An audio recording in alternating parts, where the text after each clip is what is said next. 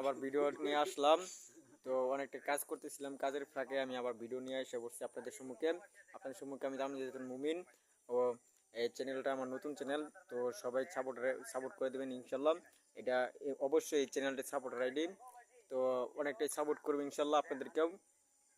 যতক্ষণ আসে ততক্ষণ সবার সাথে ভালোবাসা মিলে থাকবেন। তো গাইস, সবাই ভালো থাকেন, সুস্থ থাকেন, আল্লাহ হাফেজ।